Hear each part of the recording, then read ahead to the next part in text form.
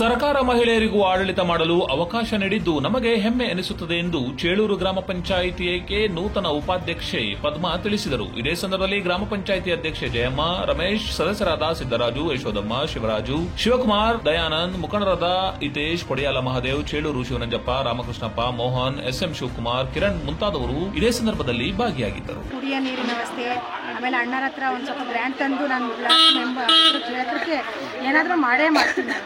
ನಾನು ವರ್ಷ ಐತೆ, ಆ ವರ್ಷದೊಳಗೆ ನಾನು ಏನಾದರೂ ಮಾಡೇ ಮಾಡ್ತೀನಿ. ನಾನು ವೋಟ್ ಹಾಕಿದ ಜನಕ್ಕೆ ನಾನು ಏನಾದರೂ ಮಾಡ್ತೀನಿ.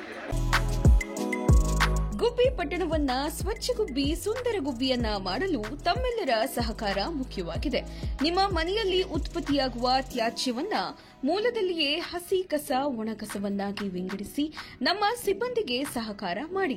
ಹಸಿ ಕಸವನ್ನ ಮನೆಯಲ್ಲಿ ತಾವು ಸಾವಯವ ಗೊಬ್ಬರವನ್ನಾಗಿ ಮಾಡಿ, ನಿಮ್ಮ ಮನೆಯಲ್ಲಿ ಉತ್ಪತ್ತಿಯಾಗುವ ಒಣ ಕಸವನ್ನ ನಮ್ಮ ವಾಹನಕ್ಕೆ ನೀಡಿ ಹಾಗೂ ಎಲ್ಲೆಂದರಲ್ಲಿ ಕಸವನ್ನ ಬಿಸಾಡದೆ ಗುಬ್ಬಿ ಪಟ್ಟಣವನ್ನ ಸ್ವಚ್ಛ ಹಾಗೂ ಸುಂದರ ಗುಬ್ಬಿಯನ್ನಾಗಿ ಮಾಡಲು ಸಹಕಾರ ನೀಡಬೇಕೆಂದು ಗುಬ್ಬಿ ಪಟ್ಟಣ ಪಂಚಾಯಿತಿಯಿಂದ ಕೋರಲಾಗಿದೆ.